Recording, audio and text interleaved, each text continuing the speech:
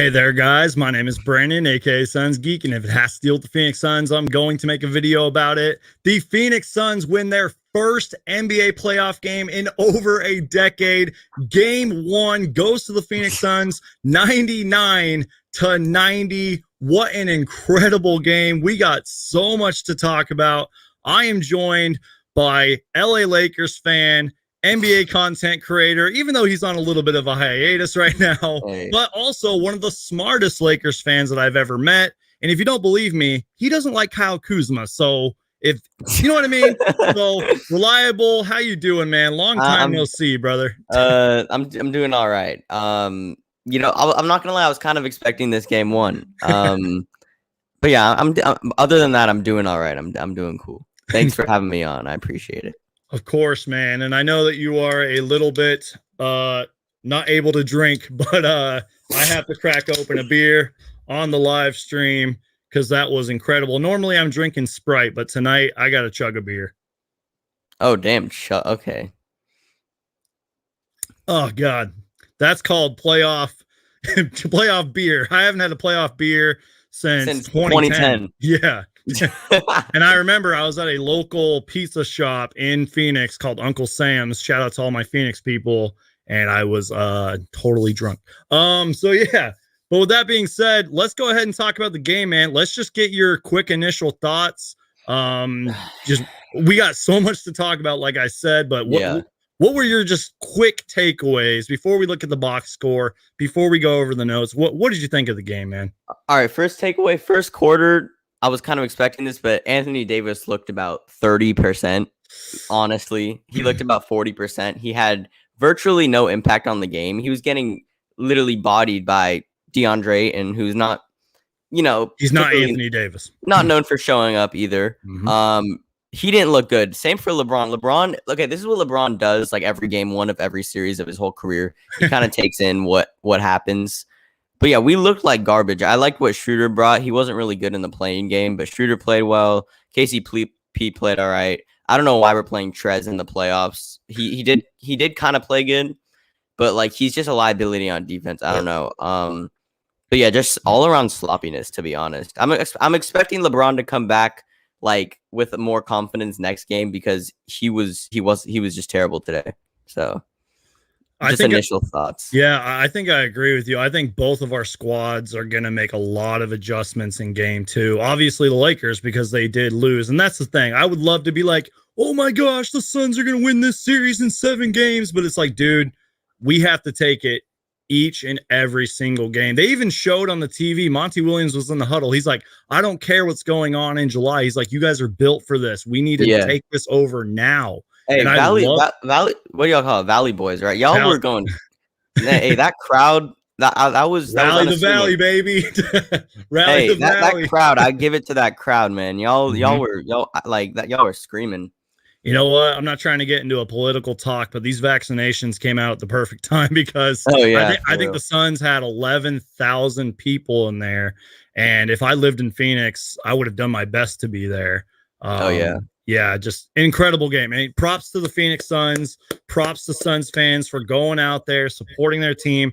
And that's the thing. I have friends that live in Phoenix. They weren't at the game, but they were at bars or they were at people's houses. Yeah. Everyone was watching this game, and the Suns needed it. Of course. Just an absolutely incredible game. I will say this to start off. In the first quarter, the Suns weren't as nervous as I expected, and that is a great sign. I think I didn't.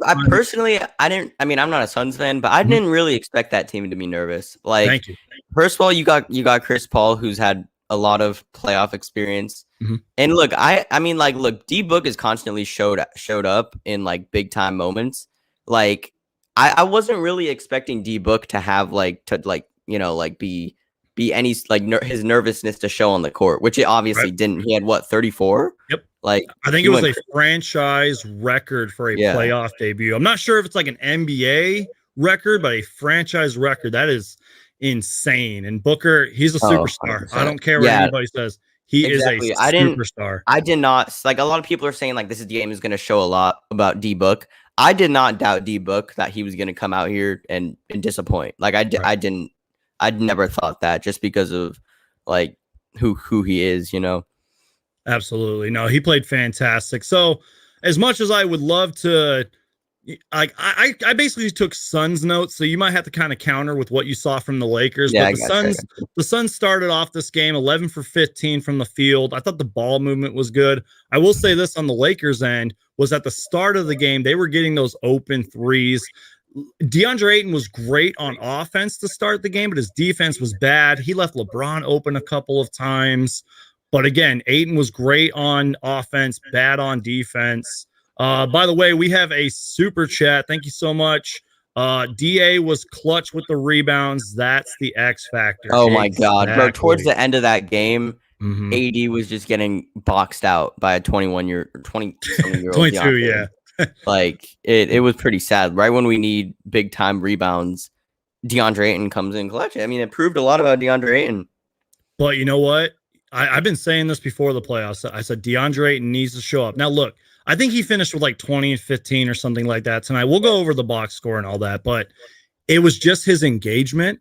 There was that one play where he like hustled down the court and got a layup. I've never seen DeAndre Ayton run that fast in my entire life. You got to realize, DeAndre, we have one of the biggest teams in the league. DeAndre Ayton is out rebounding Andre Drummond and Anthony Davis. And you guys didn't even play Marc Gasol tonight, and that shows how big of a team you guys are. But you're right.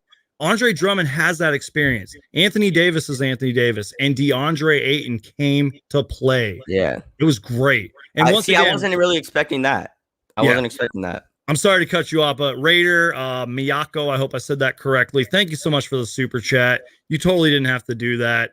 We're not even 10 minutes into this thing, and we're already having a great time. We got 35 people in here. Once again, we're live with Reliable Rants, one of the smartest Lakers fans I've ever met. By the way, if you see a question or like a comment, point it out to me because I got a lot of things going on over here. Totally. Romp said playoff Ayton.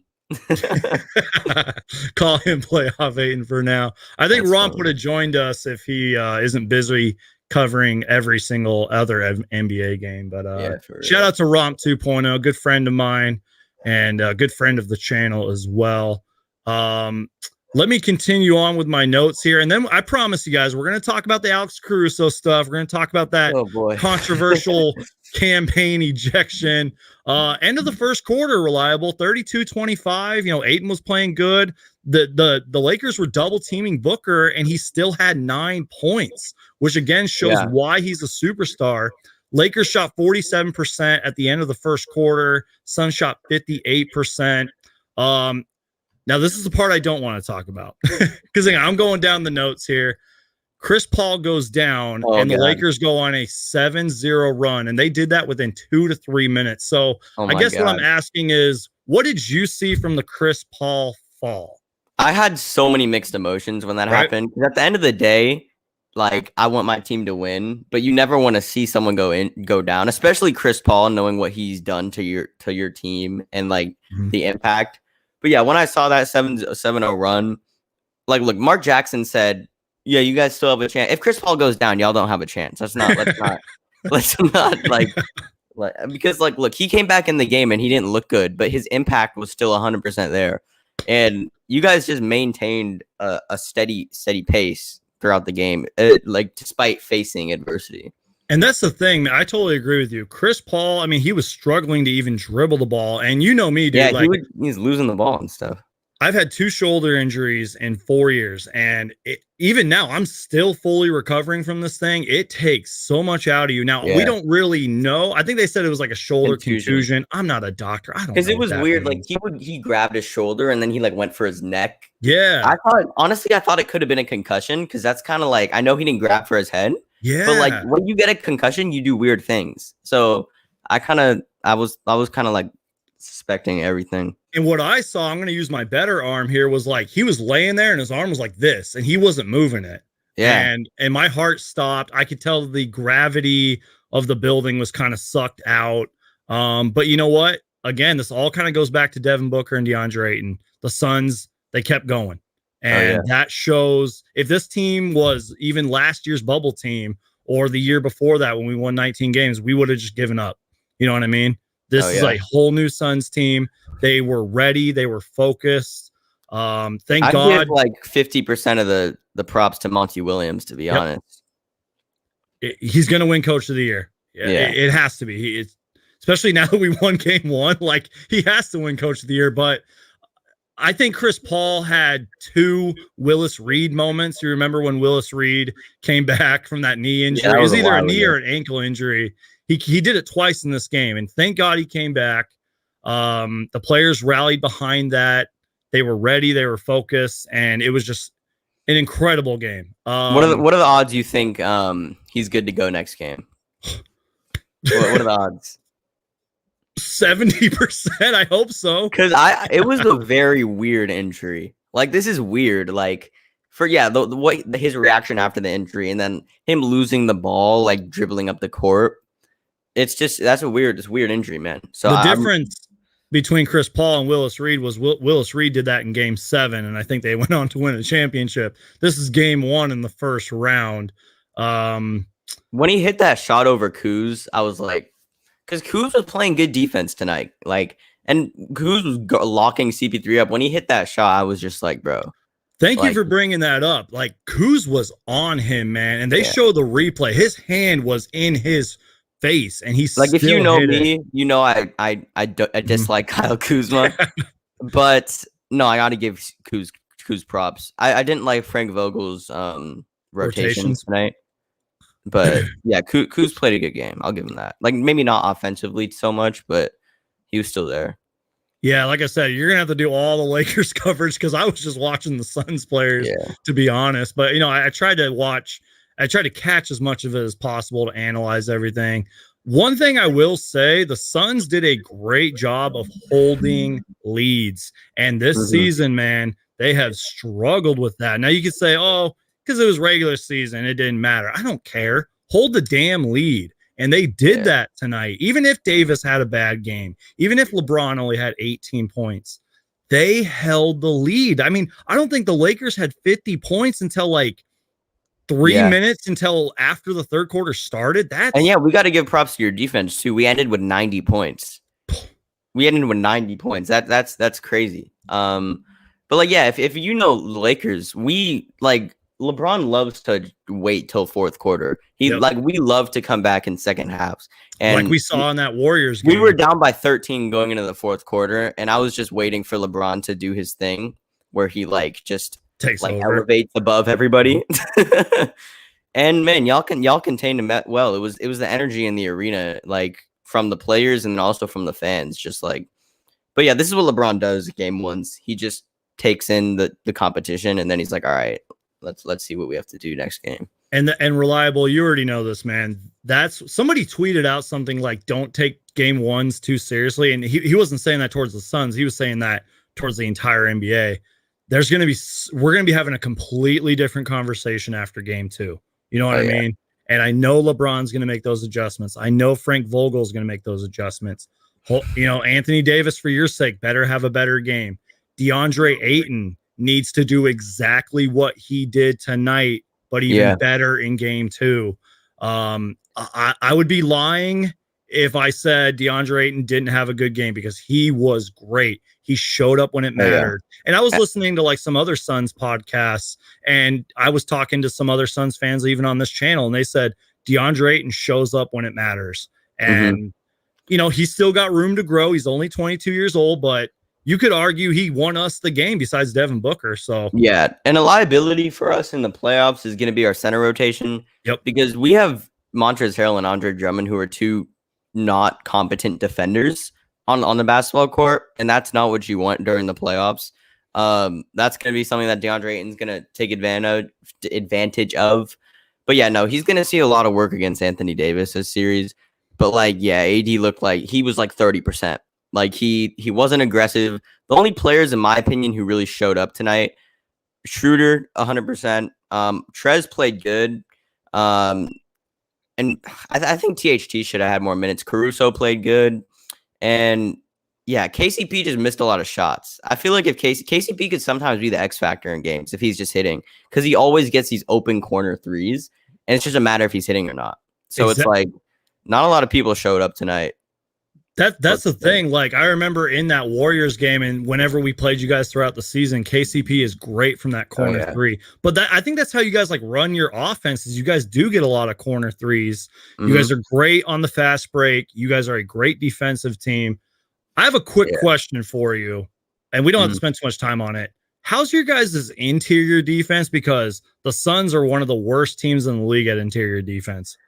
No. I mean, look, I feel like we let anybody go through us, you know? The answer to that is we have Anthony Davis, who's one of the best defenders in the entire league. So when healthy, our interior defense is good. Before Andre Drummond, maybe, because Drummond's obviously a liability on defense. But yeah, AD isn't 100%. So it's like, yeah, I mean, I didn't really think too much about your guys' interior defense. But yeah, I mean, I think if Anthony Davis gets the ball against DeAndre Ayton, he still needs to use his experience and talent against him, like get that mismatch, because it's no matter if it's playoff Ayton, it's still a mismatch. I mean, Anthony Davis on DeAndre Ayton. But yeah, our interior defense, when healthy, is pretty solid. Right.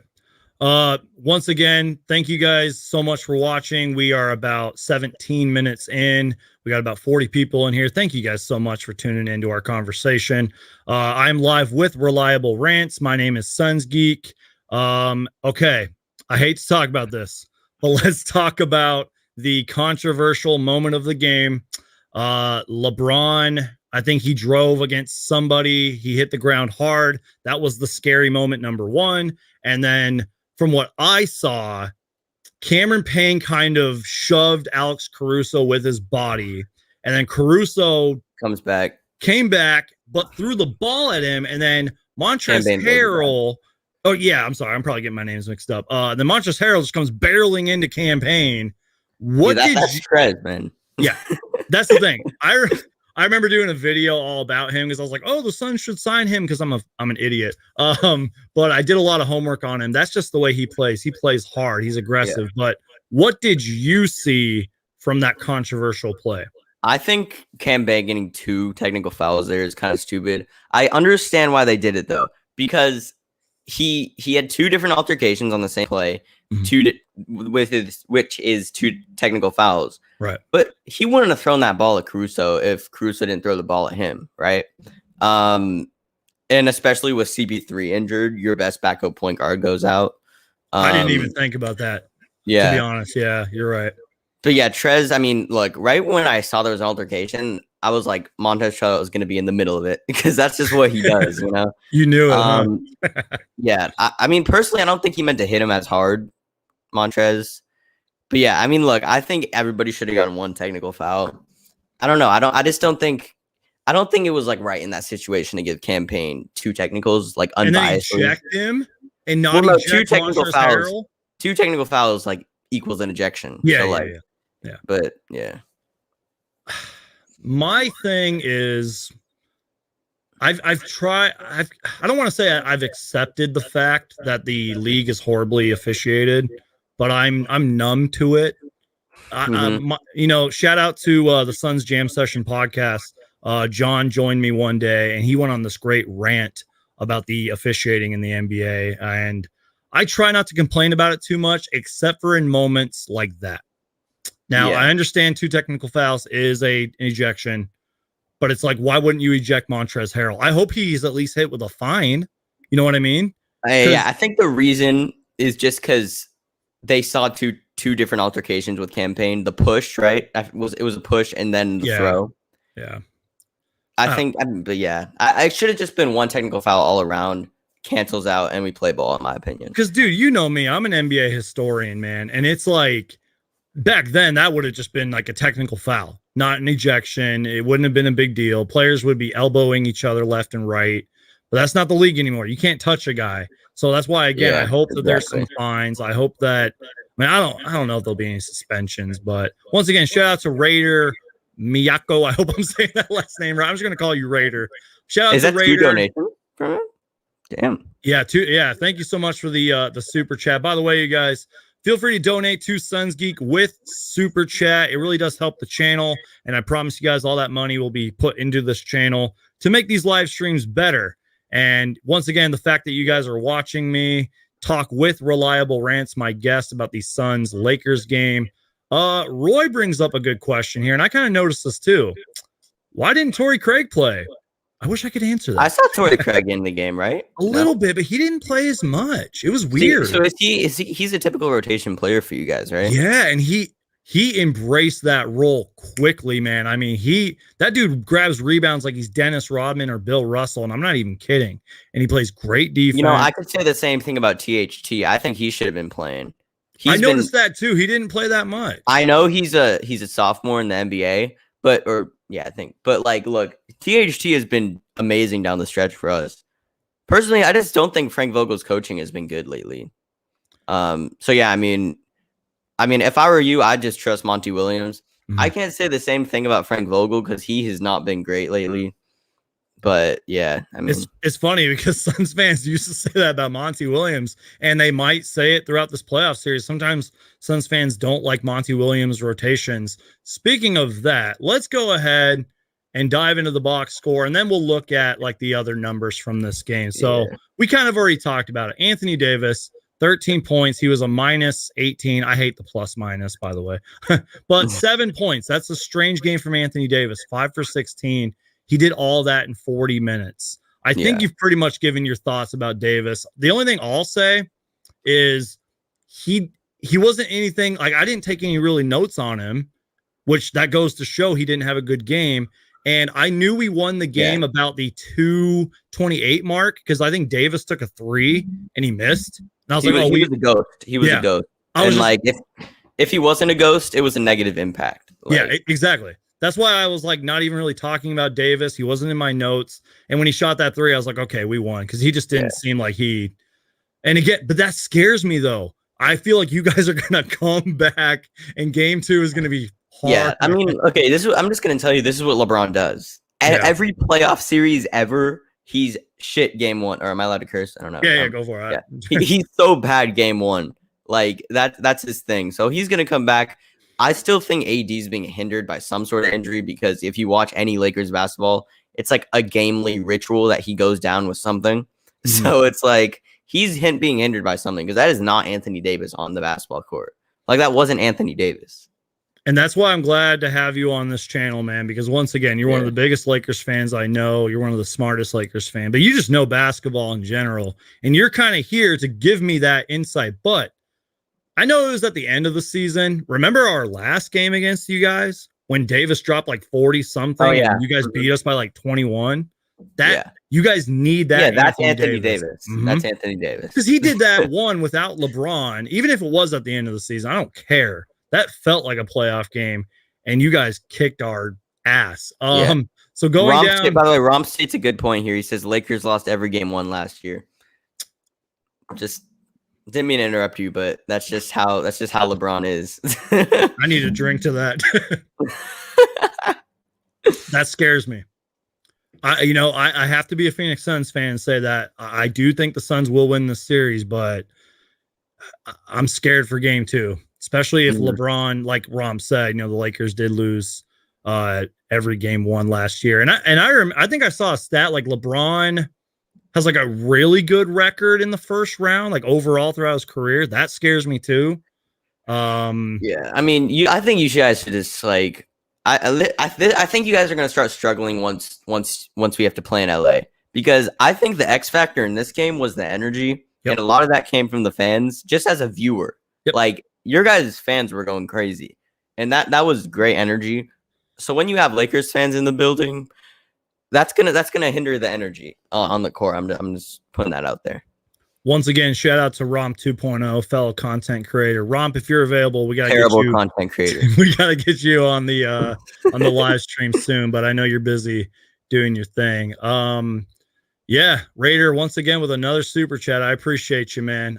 Going back down the box score, LeBron 36 minutes, 6 for 13 from the field, only 18 points, and he had 5 turnovers, so it wasn't really the best LeBron game. I think his I don't know if it was his shoulder. It kind of looked like it was LaFlop. The best actor in the league, right? I know LaFlop when I see LaFlop. He comes out every now and then. Do you think he did that? Yeah, I mean, that was still that still was a loose ball foul on Chris Paul. That I mean, he did grab his shoulder.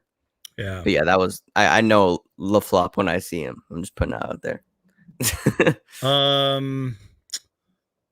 Okay, Andre Drummond, 12-9. Dennis Schroeder, 14 points. You said Dennis Schroeder had a good game. 34 minutes. I mean, look, we rely on Schroeder so much. Mm-hmm. He showed up more than Anthony Davis and Kyle Kuzma on the offensive end.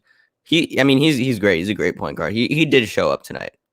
Now, you probably know this more than I do. From what I've seen out of Alex Caruso, I mean, he had 24 minutes tonight, 10 points. He's just an annoying, pesky defender. Would you agree with that? Yeah, he's honestly just maybe a little bit of a better defender and worse offensive player version of Dennis Schroeder.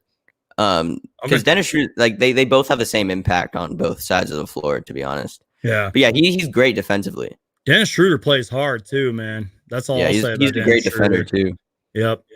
So looking at so we kind of talked about this earlier too, is Talen Horton-Tucker, 7 minutes, 2 points. But now going to the Suns, Jay Crowder, he's another guy that's going to need to be an X factor, man. He didn't really have the best night, 29 minutes, 8 points. Not sure how he did defensively. I know that he got into some foul trouble. I feel like if you're not sure, then it wasn't that big of an impact. Right. And that's also where Mikal Bridges is going to come into a big factor. Now, you can't stop LeBron. You can only contain him. But one thing Bridges did do very well tonight was he was cutting to the basket. There were times where there was missed shots, and Mikal Bridges was right there to tap it back in. So props to Mikal Bridges. 41 minutes in his first playoff game. That was that was second most to Devin Booker. Can I say one thing about Mikal Bridges? Yeah, go for it. He is from a different planet. Right? His arms aren't human. That's why we put him on the best best offensive player of every team, man. He has the longest arms I've ever seen. I posted that on my story. I remember you showed me this picture once of his hands in the air, right? That I don't know how he shoots the ball without his arms falling off. That's the thing. He obviously can't guard like Anthony Davis or anything like that, even though he tries. But that's why we put him on the LeBrons. We put him on the Giannis's, et cetera, et cetera. And even if Mikal Bridges struggles, we still put him out there. He's 22, I think. He's going to get a huge contract extension, which that could be a whole conversation in itself later on. But he has been kind of inconsistent this year, though. I mean, I'm not the hugest Suns fan, so I don't really know. I do know and have seen that. He does have some inconsistencies when it comes to game to game. Yeah, and that's kind of been something that he just needs to work on. Now, there's been times where he's had offensive bursts. I mean, I think he had 34 points in a game this season. He's had some really good weeks. He actually won the Dan Marley Hustle Award. Shout out to Dan Marley on my wall back here. He averaged 13.5 points per game on good shooting percentages, but it's what you said. It's the inconsistencies. I'm not expecting him to drop 20 points every single night. That'd be awesome if he did, but there's times kind of like in this game where I guess he does go invisible.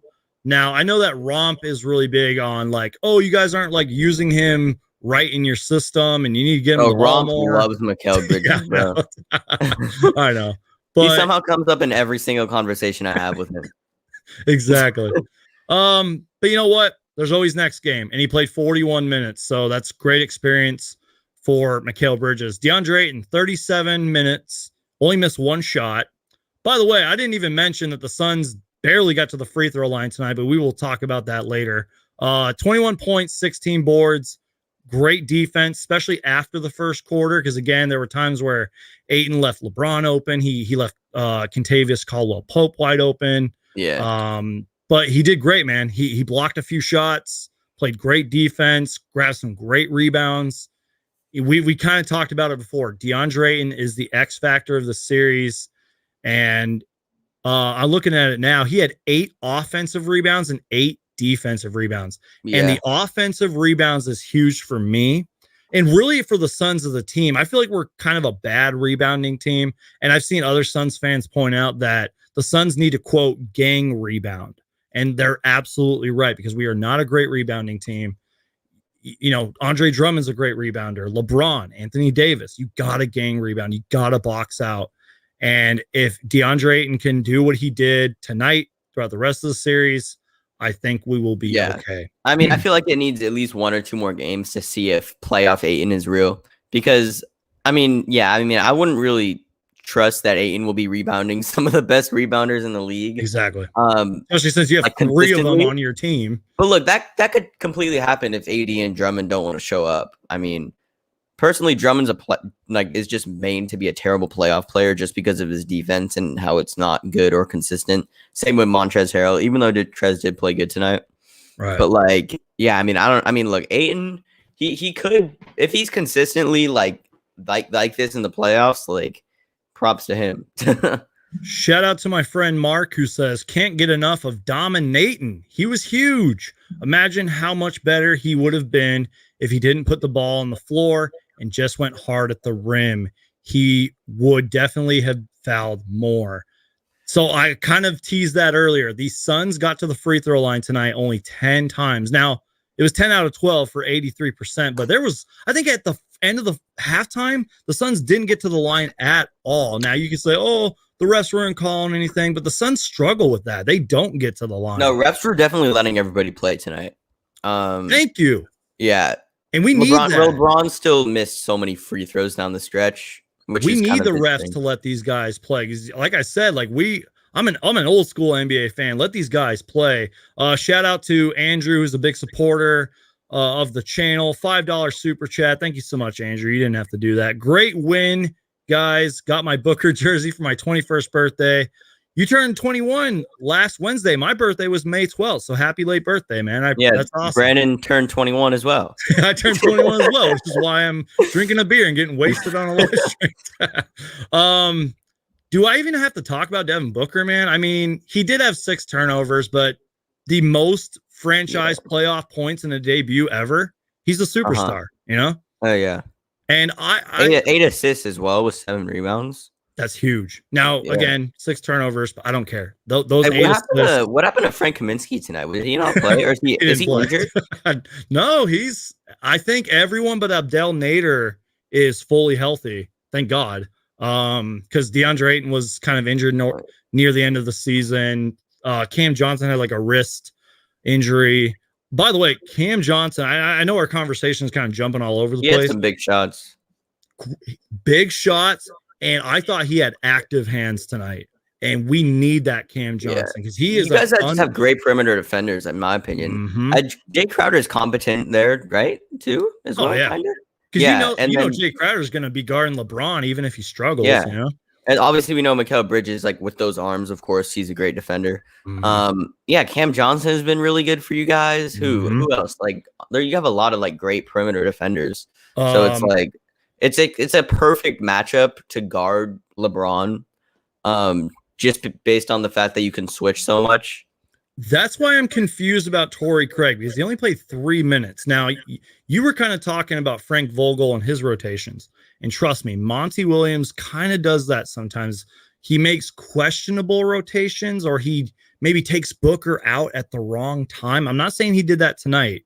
And I hope he doesn't do that in the playoffs. I mean, Booker played 45 minutes. So exactly. He only sat like 3 minutes, you know. But like there's times in the past where he's done that. Yeah. And I really want to see what he said about Torrey Craig because I don't know why he only played 3 minutes. Is he a rotational player for you guys? Yeah, I mean, he was getting minutes. There was a stretch where Dario was just struggling and he was outplaying him and he started for us at some points. Yeah. But you know what? If Torrey Craig only played 3 minutes and we still won, you know, I'll take it.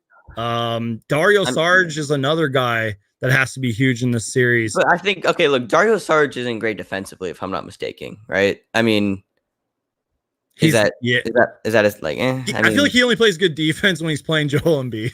Yeah. Seriously, he does. And look, a lot of coaches will tell you that in the playoffs, you have to play good defenders. Like you have to. Especially when it comes to big men. That's why for us, Andre Drummond and Montrezl Harrell are 2 liabilities in the playoffs because they can't defend in the interior. I honestly went into this expecting Trez to get a DMP because like I personally think he's not made for the playoffs.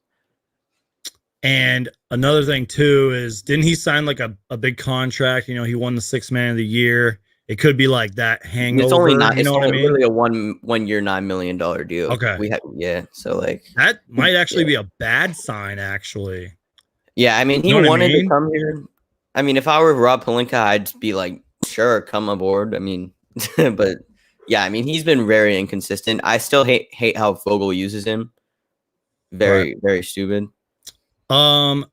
Cut It says, let's discuss the real question here, guys. How are the Suns looking moving forward after that Chris Paul injury? He's obviously not the same, and he was struggling. I wish I could answer that. We'll see. We'll see what they say tomorrow. I feel like it depends on the severity and the longevity of the injury.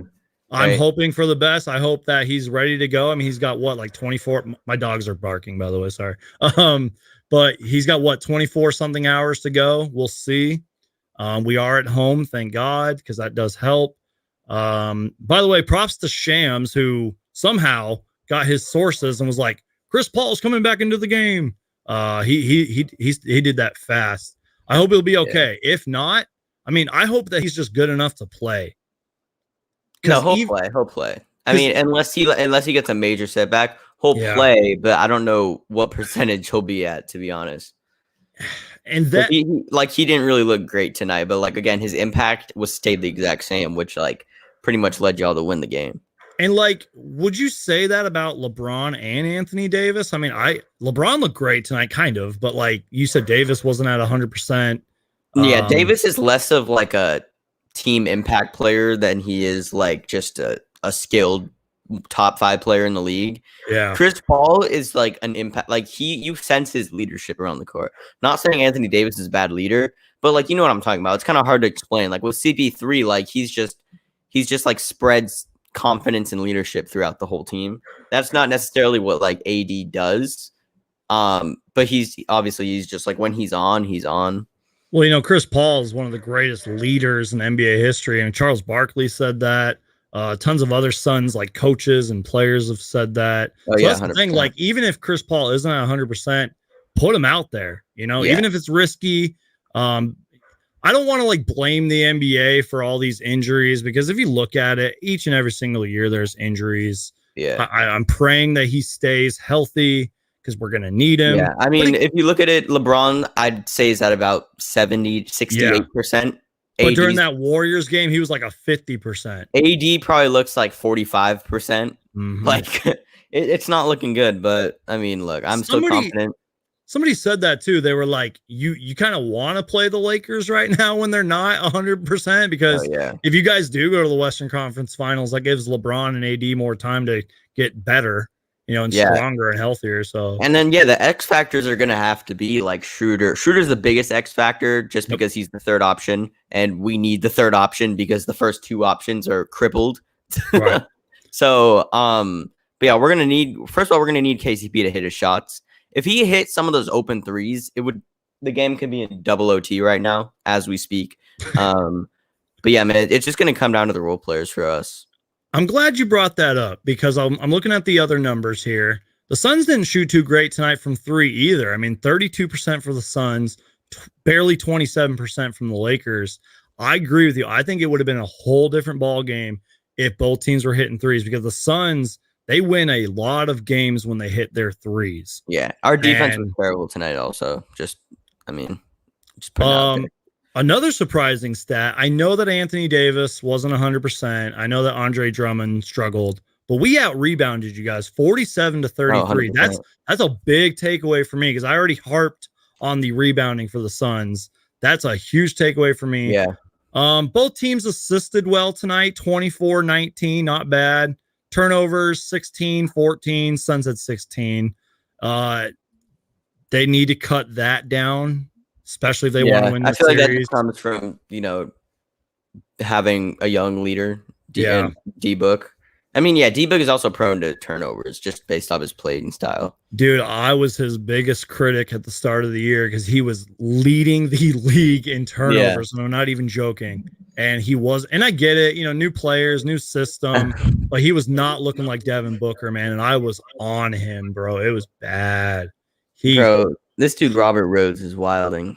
What's he saying? It's like, look, this is what I don't want. Like LA fakers. It's like, all right, we lost game 1. We lose game 1 in every series, every single year. All right. We don't need this. We don't need this. All right. I mean, I'd be excited as a Suns fan. First playoff game in 10 years, which is a win. Yep. But this advice to you guys, please do not like get such big heads yet, because we lose every game 1. And that's what I'm saying, man. Like, I would love to brag and be like, oh, we're gonna beat you guys in 7 games, and I do believe that, but game 2 is gonna be insane. We're both going to be on here, maybe with Romp 2.0, and we're going to just be having a completely different conversation. So I'm going to put you on the spot here. By the way, you guys, we're joined by my good friend Reliable Rants, talking Suns Lakers game 1. I'm going to put you on the spot here, Reliable. What do the Lakers need to do to win game 2? I'm putting you on the spot. It's so many things. First of all, it's defense. I think now that we have a better understanding, LeBron especially, because he does this every game, and we don't know what Chris Paul is going to look like. You know? Yeah. So, and 2, I just think it's just like coming out with intensity, because we didn't have that tonight. You guys came out to win, we didn't, and we were still in the game just based off of the players we have on our team. So we just need to have that intensity. We had 2 or 3 players coming out ready to win, and our 2 best players didn't. So next game, we just need, even if we're not home, it's just we need that initial intensity, because like I like in basketball, in my opinion, the term "it's not how you start, it's how you finish" is stupid. No, it's true. I personally think it's how you start, because that sets the tone for the whole game, and we started like crap, as was evident. So yeah, I mean, I just think it's just we need to. I mean, look, even if with 2 unhealthy superstars, we just need to start the game like out of the gates. I feel like it depends on your team, you know, with the whole how you start, how you finish. And in my opinion, I'd put Wesley Matthews more and put him on D-Book, because did he even play tonight? Yeah, he played a little bit. He's probably the best perimeter defender we have, besides 3-point shooter too. Yeah, and obviously his build fits with, because like if you put Shooter or Caruso on D-Book, I mean, look, D-Book is just bigger than both of them. Wesley Matthews would be the perfect matchup. I think Vogel has to do that too. Also play. Can we have Javon Carter? Can you just give him to us? That's what you guys aren't even. He would get big time minutes on the Lakers. That's what people are saying in the chat here. They're like, oh, do you think, you know, what did you think of no Carter playing tonight? Monty Williams does that a lot. There's times where he probably should play guys and he doesn't. I mean, I felt like throughout most of the game, we had like a 13-point lead throughout the most part.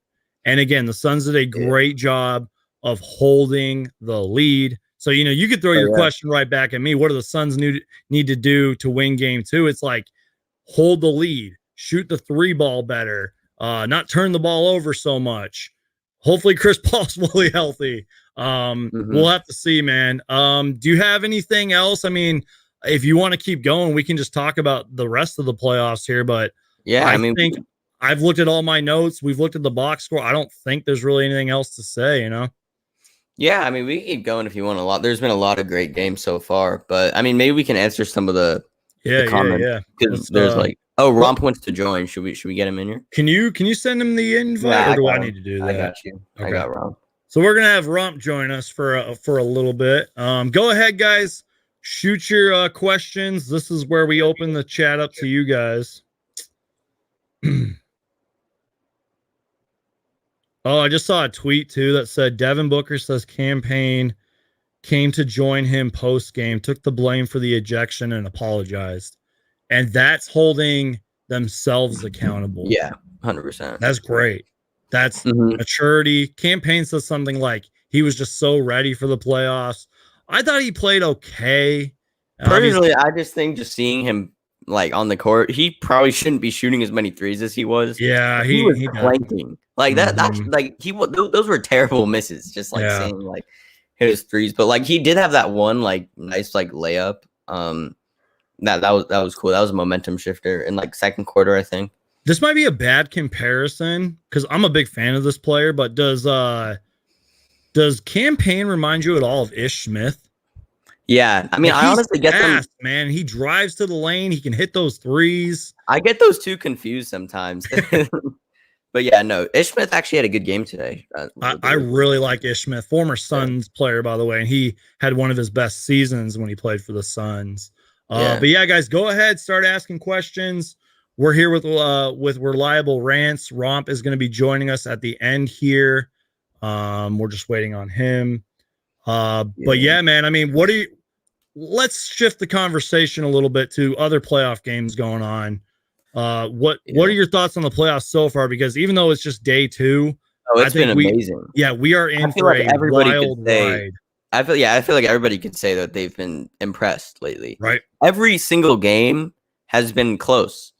Right. Yeah, I mean, like maybe an exception would be the Celtics game. I mean, no, that game was kind of close.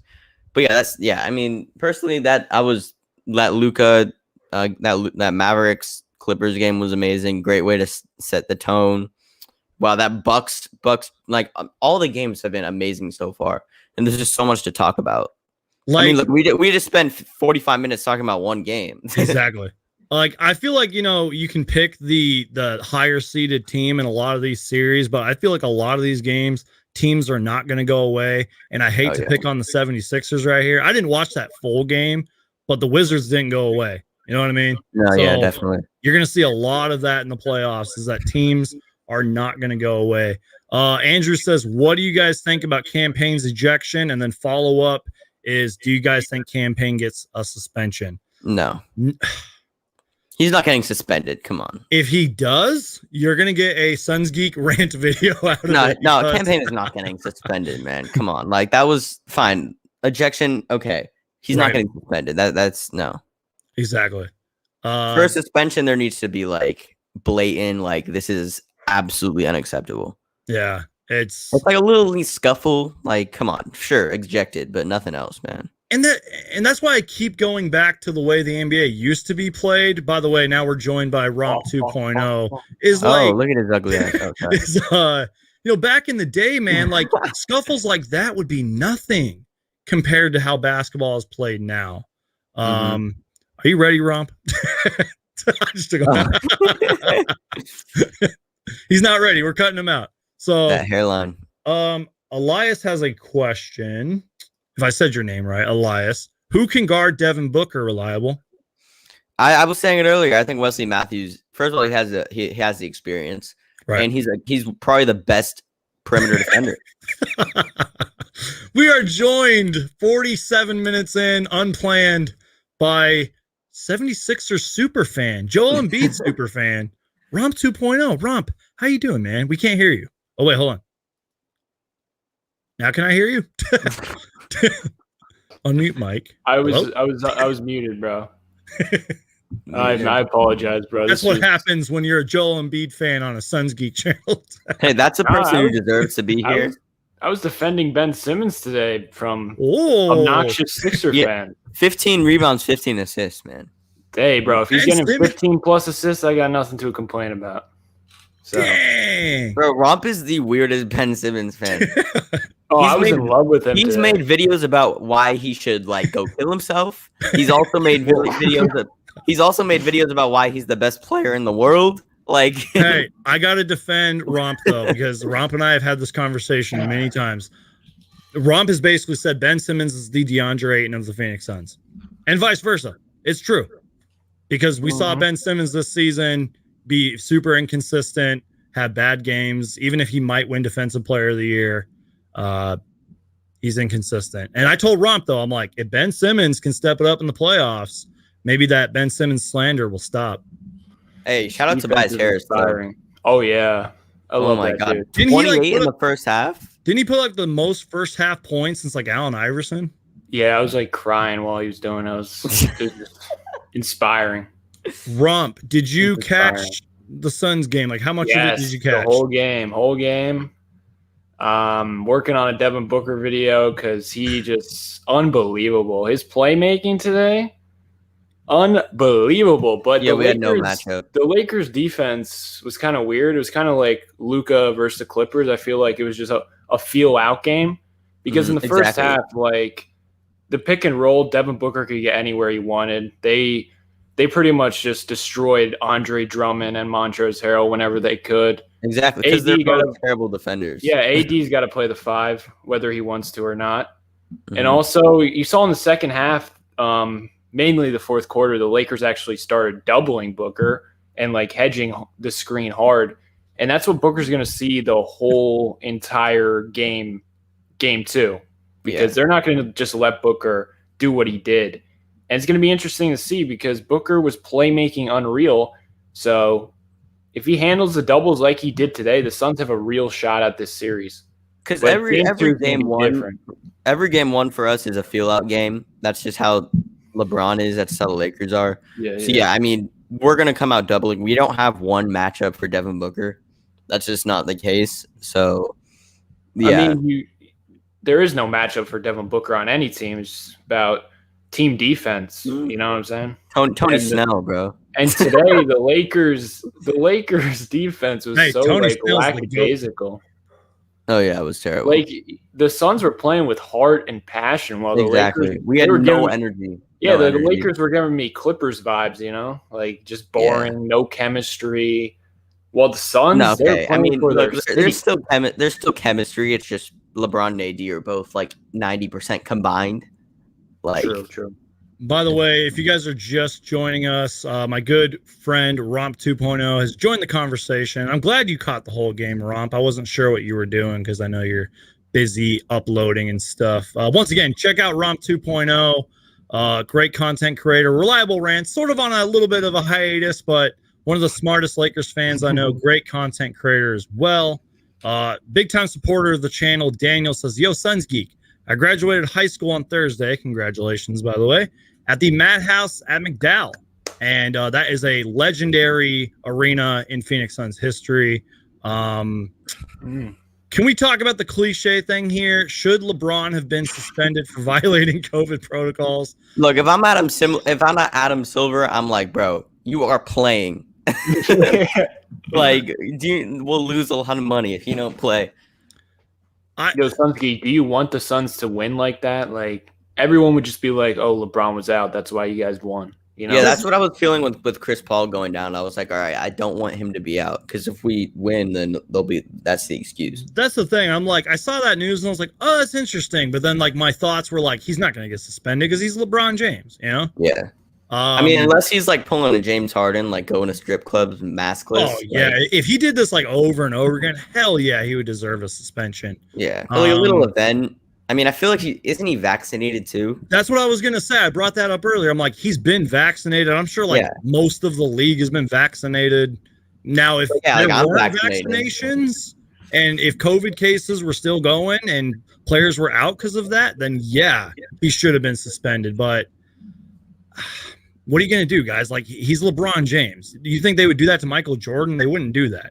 So as much as I would love that, and again, you're right, reliable, like, it wouldn't be the same series without him. And viewership would go down.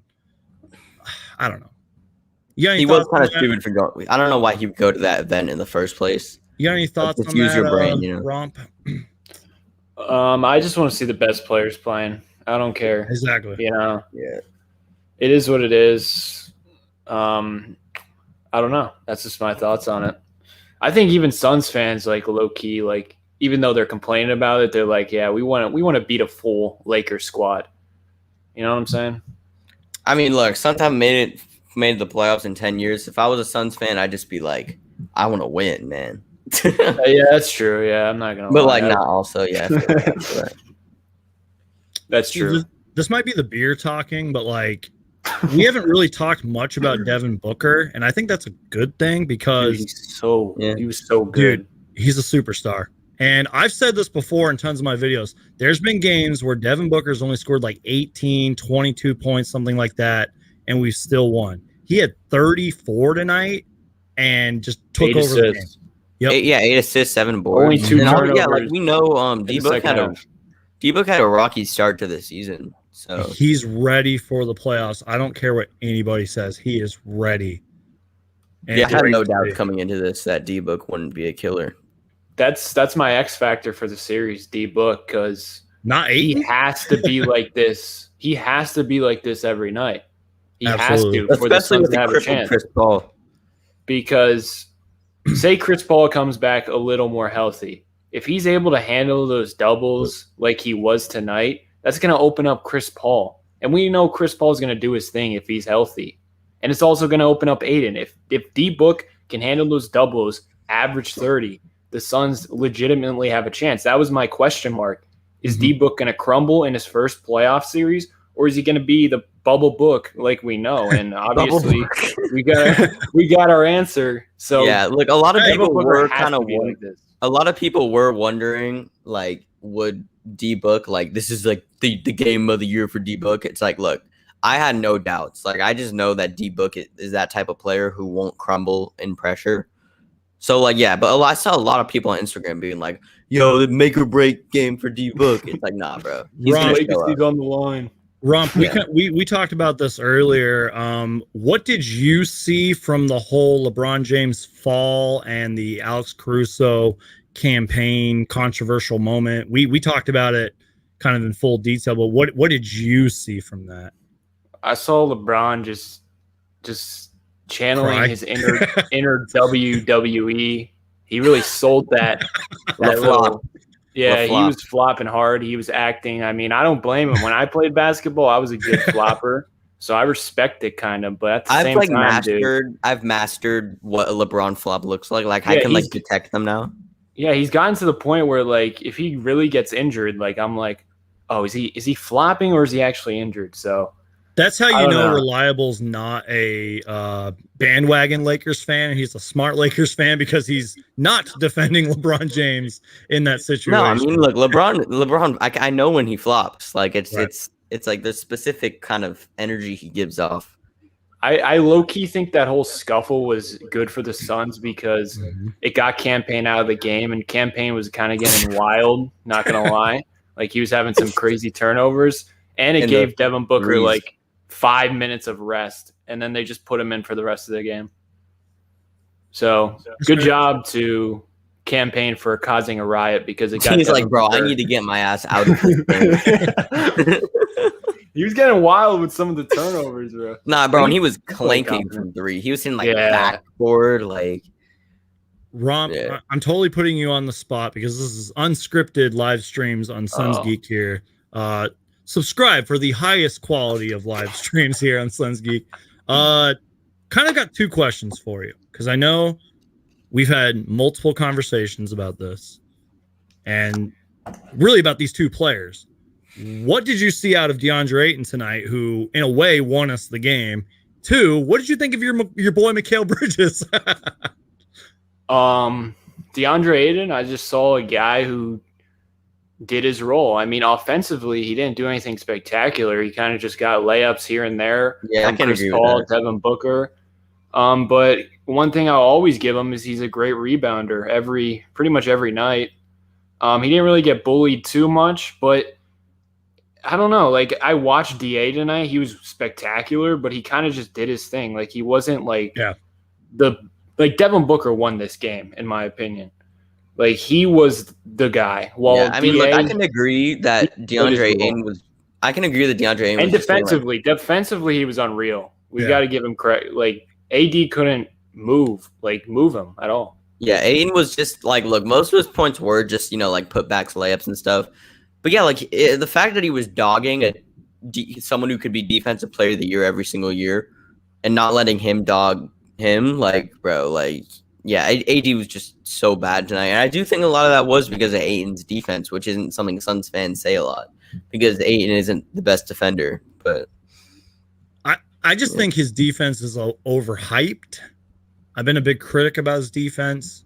And I said this to you earlier, Reliable, if DeAndre Ayton can play like this every game, we will have a great chance. I personally don't expect it to happen, but I think it has to happen because one, unfortunately, DeAndre Ayton's up for an extension. Two, we're in the playoffs. This isn't the regular season. We need the DeAndre Ayton that was nominated or I think won Player of the Week once this season. So, Brandon, yeah, this is Ayton. You're gonna get a 20-point game here and there, but you know damn well next game probably going to be an 8-point performance. As long as this is Ayton, this is what he is, inconsistent. But bro, Anthony Davis is going to go to sleep tonight. Anthony Davis is going to go to sleep tonight being like, bro, this dude needs to get the hell out of my way. Like, yeah, it's probably not going to be pretty for him next game, but he's going to have a challenge. For me, Ayton just has to get rebounds and play good defense. And like, I'm not saying he has to lock up AD, but just contest AD shots because you can't really lock up a superstar player. For Ayton, just make your layups. Don't do anything crazy. Just don't be a liability. I'm not asking for 20. Just don't be a liability. Yeah. We have passed the 1 hour mark on this live stream. I am joined by Reliable Rants and Romp 2.0. Thank you guys for joining me. And this has been a great post-game NBA playoff edition conversation. Oh, we got an update. I got a Bleacher Report notification that says CB3 will be ready for game 2. He said that he'll absolutely play in Tuesday's game. Well, here's the thing. I said this earlier. He may not be 100%. We don't know because we don't even know. No, he's not going to be 100%. Yeah, I mean, we don't even know. Yeah. All I'm saying is he needs to be out there. He has to be out there because he's like a second coach, but on the court. And I remember there was one play in particular where Ayton he forgot the defense wasn't on him, and he totally passed an open dunk. But what I like. And Jeff Van Gundy pointed this out. Chris Paul walked right up to him, high-fived him. Yeah. Jay Crowder did the same thing. It's those little things like that. And then when Chris Paul hit that shot over Kyle Kuzma, which I know you don't like Kyle Kuzma Reliable, but that was great defense. That was great defense, yeah. Mm-hmm. So it's just the little things like that. And hopefully he's better. He's got 24 hours. They said it was a contusion. I'm not a doctor, but shoulder injuries suck. Yeah. I'm praying for Chris Paul, and I'm serious. It wasn't as bad as Brandon in his sleep. Yeah, let's not talk about that. It scares me to this day. Really, guys, we can talk about whatever. I mean, we can talk about the playoffs. Romp, what did you see out of your Sixers tonight, man? I missed the game to be honest with you. I was just enjoying it, man. I actually like this team. Well, last year I was just like, I hated them so much, but I knew if you watch that game. I watched the whole close. Thing. It was close, but Sixers are a better team. I was like, yeah, we're gonna win this game, and we're probably gonna sweep them. Dogging y'all in the first quarter. The refs were kind of iffy, but we overcame it. Embiid was in foul trouble. He still had 30. Ben Simmons' defense was unbelievable. I don't know. I think it's gonna be a coast through this round, and then we'll see what happens in the second. I'm not scared of the Wizards. Would you agree with this, though, Romp? I kind of said this earlier. There's going to be a lot of series where the higher seed will win, but there's going to be a lot of annoying games. Would you agree with that? Like games I would agree with that. There's probably going to be a Beal 50-point game. Right. Nothing you can do. But this year is kind of unpredictable. Like especially in the Western Conference. Romp, I noticed something, bro. Pretty disappointing. Furkan is falling out the rotation, bro. He's got to make those 2 threes, man. Bro, he's falling out the rotation. He let me down, bro. I was like, oh, he's gonna hit that, and then he missed it. I was sad, but he'll get another chance. We still need shooting for sure. Hey, but yeah, this year's unpredictable. Is consistent and plays, the Sixers will win the championship, right? Seth Curry stepped up. Yeah, he had like 15, right? Yeah, the thing about him is he thinks he's too cool, you know? He walks around like he thinks he's too cool, you know? Bro, he's married to the coach's daughter, bro. He thinks he's too cool. He's just got to just step up, be aggressive. Sometimes you just pump fake, you know? Can I ask you guys a spontaneous question? What's up, And bro? I'm saying this as a Suns fan, so I have to ask this question. Spurs 2 years in a row now didn't make the playoffs. Warriors 2 years in a row. I understand they don't have Klay Thompson. Whatever. What is that? What do you guys think about that? Is that a big deal? I don't think there's a common. I personally don't think there's a common denominator in that. I just think, first of all, I think Pop should retire. I think it's about that time. No. Not because he's a bad coach or anything. I just think like. The Spurs aren't going to be winning for a long time, just based off of like where they at. And look, I still think Steve Kerr is a good coach, but yeah, I mean, I just don't think there's like many similarities between those two.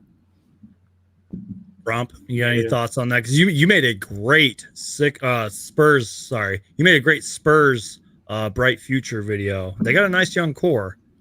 Yeah, they got a nice young core. They got a nice young core. It's just, what are you going to do with it, you know? Facts. They just got to. And the Spurs don't like to make any moves. Yeah, they just got to get rid. I don't know what they need to do, to be honest. I'm not a GM, but I mainly brought that up because obviously the Suns and Spurs have had their playoff battles in the past, and the Warriors have won 3 titles in 5-6 years or something like that. But it's you got to put it on note. Warriors are going to be back next year though, if Clay's healthy. For sure. I mean, look, Romp, you know what? You guys are so lucky. I just kind of realized you're gonna have an easy breeze to the Western Conference Finals. Eastern Conference, you mean? Eastern Conference Finals. Like, look, to get there, you have to play the Wizards and I know. Why do you think I'm in such a good mood? Come on. Yeah, it's like, come on. Those last year were 2 of the worst teams in the league. Exactly, and now, dude. Yeah, that's why the 1 seed was so important in the Eastern Conference, and the Nets, being dumb as they are, they were like, "Oh, we'll just rest our players." Now they have to go through Milwaukee. First they got to get past Boston, which they will pretty much with ease. But then they got to go through Milwaukee or the Heat. That's no fun challenge. Yeah, Romp. First of all, let me ask you this.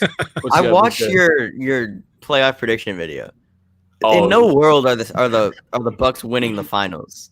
Hey, bro, it's the jinx. Bro, I'm jinxing them, bro. I'm jinxing them. I put a bet on the Bucks. The money jinx. So when they play the Sixers, I jinx them. You know what I'm saying? I predicted them to win it all, and I bet on them. So obviously the Sixers are winning the East now. The Bucks aren't winning it all, man. Just putting that out there. Who's playing right now, actually? Why don't you think the Bucks are going to win it all, Reliable? Because they're worse playoff team than any other of their competition. What do you mean? How are they worse? They got a top defense. They got Drew Holiday. And Drew Holiday.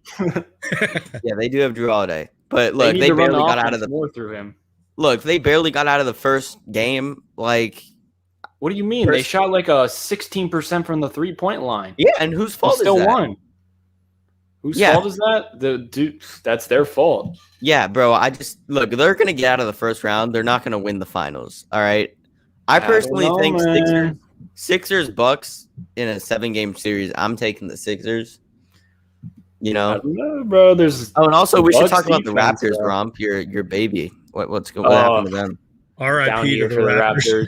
Sorry, so we're kind of excluding Sunseek out the conversation. No, I'm welcoming this. This is what I told you before, Reliable. I was like, we're probably going to get to a point where we're just going to talk all about the playoffs, and we got people still watching. So we also shouldn't put to bed the fact that Rom thought the Raptors were going to win the finals, and then now they're one of the worst teams in the league. I thought they were going to win the East last year. Yeah, they were going to make the finals, and the Heat were going to lose first round. Now the Raptors are one of the worst teams in the league. Can I just say something about the Bucks real quick? And Romp, I know you hate when I do this, but if the Bucks don't go to the finals, expect a lot of changes. That's all I'm going to say. I'm not saying Giannis is going to get traded. He ain't going nowhere. But what they make?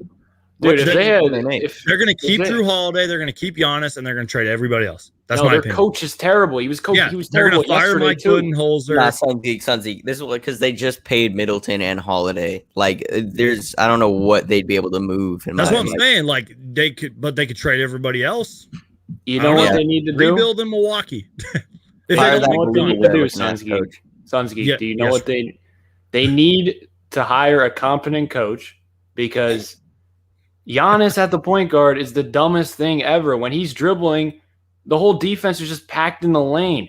Give it to Drew Holiday. Whenever Drew Holiday initiates the offense because he can actually get in the painted area, good things happen. Use Giannis as a 4 or 5 man, and sometimes you can run him as a point guard, but actually make Giannis learn post moves. Like, imagine if he had a bag like Embiid in the post. He'd be unstoppable. But he's like trying to be this like point guard, but the whole thing is, when he's at the top of the key, everyone's just packing the lane, so there's really nothing he can do. Right. Rob, I have a question for you. What's up? Okay, I'm not even going to say unbiased or biased. Do you think Embiid should win the MVP over Jokic? No. I respect that. Respectable. But Finals MVP. Okay. No, but personally, I think the Nuggets aren't getting out of the first round. But I will say this: Portland won game 1, right? And a lot had to do with Jokic's bad defense, but no one brings it up. I'm not going to bring it up because I'll just sound like a hater because I'm an Embiid. That's my favorite player. You know what I'm saying? Facts. No, but also a thing with the Bucks, it's like they play their 5 starters all 40 minutes a night.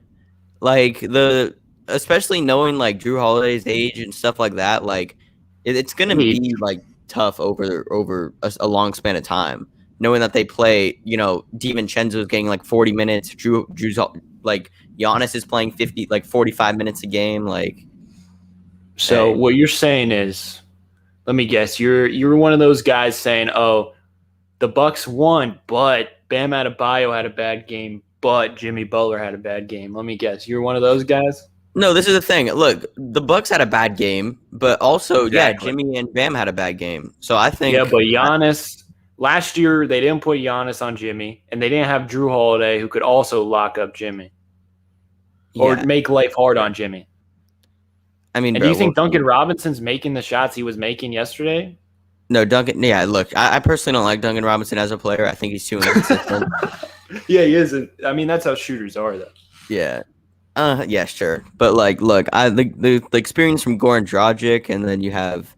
I think Goran should be starting. Personally, I think this is the most fair series. Like both teams didn't play well last game, so I think they can come back and it'll be a really good series. Go either way. I said this earlier too to Reliable. It was like one of the big NBA media guys tweeted this out, or somebody said it. Somebody was like, "Don't take game ones too seriously." Would you agree with that, Romp? Yeah, I think Suns fans, if you're really, I'm talking like entire NBA playoffs. Yeah, I'm talking even game ones are just like a feel out. Game twos, we'll see the adjustment. See how they play Devin Booker. Just using the Suns as the example, because in the first half it was just like a regular season defense for Devin Booker. Like they weren't doubling him at all. Like, I think they kind of were doubling him, but he still had 9 points in the first quarter. I didn't expect us to win this game just based off what Romp said. Like we don't win game ones. That's just not what we do. Right. It's a feel out game every single game. So it's like you guys can get very, very ecstatic. I would too if I were a Suns fan. But just keep your heads in check. That's all I'm saying. Last year they played the Trailblazers and the Rockets, and they lost game 1. And everybody was Suns we were going to lose. The Suns are different, where they actually have defense. You know what I'm saying? I have a controversial on the spot question for both of you. And yes, it is Suns talk. Oh no. This might be a drunk question. I might clip this conversation and put it into a future video, but if the Suns take the Lakers to 6 or 7 games and lose, is it a successful season for the Suns? I ask this because I have friends that say, I don't want to be a first round exit. It's not a successful season if they don't win if they don't win the first round. The way I look at it is we haven't been in the playoffs in 10 years. We won 19 games 2 years ago. So yeah, what do you guys think? You want to which one? Either one. What do you guys think? Look, I from an outsider, I think you guys already had a successful season. You said, going from 19 games or something to the second seed in the West is a successful season. Let's not lie. Okay, your young talent is developing very well. You have a good core. It's a successful season from an outsider. I can see why from a Phoenix Suns fan it won't be, just because you guys have such high expectations. But yeah, from an outsider looking in, I think y'all had a successful season. That's just me. I totally agree. Especially how they came out game 1. They weren't scared at all. They were kind of punching LA in the mouth because Anthony Davis was like, I'm just going to coast my way and hope LeBron carries me. And yeah, I think the Suns are already a successful season, especially if they take them to 6 games and it's a hard battle. So one thing I think we do have to keep into account is Chris Paul's age. So it's if y'all are going to compete for a championship, I mean, you're not going to have a high level Chris Paul for more than maybe 2 more years. So that's true. By the way, I've seen little talk on the whole Chris Paul contract thing. He's not going anywhere. $44 million. He's not walking away from that. especially since we did make the playoffs. You know, we did win 51 games. He's not going anywhere. So, but now the conversation is his health and can he keep this up? Do you guys think he'll make an all NBA team, first team? What do you guys think? No, yeah, he'll be an all NBA team. Yeah, that'd be robbery. Probably all NBA second or third, depending on if they put Dame and Steph on the same team. Right. Maybe they'll put. I mean, I don't know. They both deserve it. Yeah. Romp, you got any thoughts on that? He's just like rubbing his chin. I'm just thinking, like, the reason I'm voting for the Bucks, the Sixers, and the Suns is just because I'm like a big fan of the journey like the journey of the team. Like the Bucks have failed so many times. The Suns, 10-year drought. The Sixers, failure after failure. That's why I'm rocking with the Suns and Bucks, just because I like the story of it. While the Lakers, Bro, you were messing with the controls too much. And Kyrie, and then we'll trade for James Harden. Like that story's just boring. But the Suns, like 10-year playoff drought, Devin Booker saving the season, like that's what I'm voting for. If the Suns win the championship somehow, there needs to be a documentary series on this team. Yeah, putting that. I'm all about this story, man. Jackson, what are you talking about? Is Ayton? Did you watch the game? Oh, he might be referring to the whole drug thing or whatever. It's just You're randomly like a couple of years. just DeAndre Ayton suspended for no fucking reason. Oh man! Right. Shout out to a burner account. This guy's hilarious. Oh, that's my guy. He has these funny comments and stuff.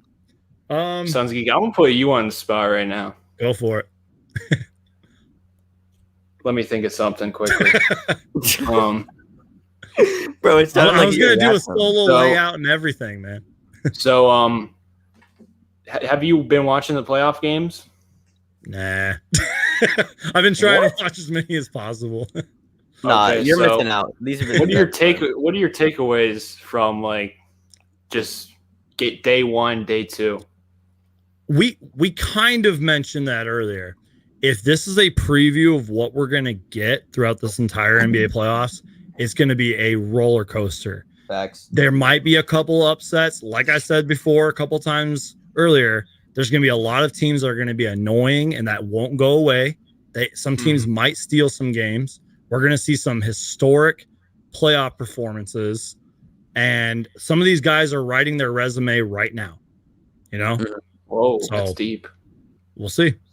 That's true. Writing a resume. Deep book. First playoff game. Yeah, dude. Franchise record? Yeah, franchise record. I got to make a whole video on that alone. I said this earlier. I think like everybody should be like satisfied with how the playoffs have gone so far. Yeah, like every single game has been down to the wire. So it's like we have all fair matchups. Do you guys think this is like the best playoff start in a while? I feel like it is. Yeah, sure. I mean, I can't really recall like every single start to every single playoff. Yeah, that's true. That'd be hard. Yeah, but it's what do you think? I don't know, because like sometimes when teams sweep other teams, the scores are still close, So I don't know. As long as there's competition, and like we saw in the Suns game, if there's scuffles and storylines to talk about, that's how it's a good playoff series. Reliable. What were you saying? I personally think there's going to be no sweeps round one. Whoa. Who do you think? Who do you think will be a sweep? Sixers Wizards, but actually, I take that it's going to be 5 or 6. 5 or 6. No, it's going to be 5 because we're going to be like, we'll just give them game 4 because we want to win on the home court. Bro, it's just round one. I mean, you don't. It's like, yeah, but like, look, Bradley Beal and Westbrook aren't getting swept. Like, I'm just putting that out there. Like, they fought today, bro. Yeah, they fought and they lost. Are you guys lagging? Like, I feel you guys are lagging for me. So I'm like, am I good? I've kind of noticed a little lag here. Yeah, I've noticed a little lag for Romp. Yeah. Both of you guys have kind of lagged, to be honest. On that note, though, guys, I don't really know what else to talk about. So unless we get a really good question within the next 2 minutes, then I think we'll kind of end this. Any additional thoughts on this playoff series, on the entire playoffs? You guys got any last minute thoughts? Start with Reliable. I could say this to Suns fans. Wow, Romp is really lagging. Keep your head in check, man, because this is what we do game one. We lose. All right. So be excited, but know that it's far from over. Exactly. I agree. Romp, you got any final thoughts? Final words. Grizzlies in 7 versus the Jazz. Oh, I forgot about that series. Donovan Mitchell isn't playing game 1. Yeah. No, okay. Grizzlies in 7. Dylan Brooks is gonna lock D Mitch up when he comes back. I love Dylan Brooks, bro. Yeah, last spontaneous question before we end this. Suns or Lakers, and how many games? I mean, this is just a question for Romp because both of us are going to be biased. Right. Be honest, Romp. I still think Lakers in 6. Suns in 7, I'll baby. take us in 6 fair? or 7. I feel like Romp is just rooting for the Suns, though. I've kind of turned him into a Suns fan, man. I mean, he's been on other Suns podcasts, and he's been following the Suns community, and he's a honorary Suns fan. So on that note, I hate to cut this short, although we've been going for almost an hour and a half. Yeah, man, it really doesn't feel like an hour and a half. I know, right? Great conversation, though. I think that this was one of the best live streams we've all three ever done together. Romp, thank you for joining, being our closer tonight. I really appreciate that. Great conversation. Reliable, I know that you're kind of on a hiatus, but tell people where they can find you. Yeah, I'll make some playoff videos. Just Reliable Rants on YouTube. Awesome. Just check me out, Follow him on Instagram as well. Romp 2.0. I mean, you're almost at 10,000 subscribers, so the whole NBA community knows you. But where can people find you, man? Just Romp 2.0. That's all you need to know. Okay, I'll fill in. My final word to Suns fans. My final word. Can you guys hear me? What is going on? Yeah, you're just like, oh. Can you hear me? Yes, we can. My final word to Suns fans is enjoy this playoff because there's no expectations for you guys. Just enjoy it. Because next year you're going to have more expectations, so it's going to be more stressful on your mental. So, that's all I got to say. And on that note, make sure to Hulk smash the like button. I mean, absolutely just destroy the like button. Please subscribe, hit the bell notification, and follow me on Instagram at SunsGeek. Follow me on Twitter. And thank you guys so much for joining me. You guys are all awesome. Stay safe out there, you guys. God bless. And go Suns. Suns in 7.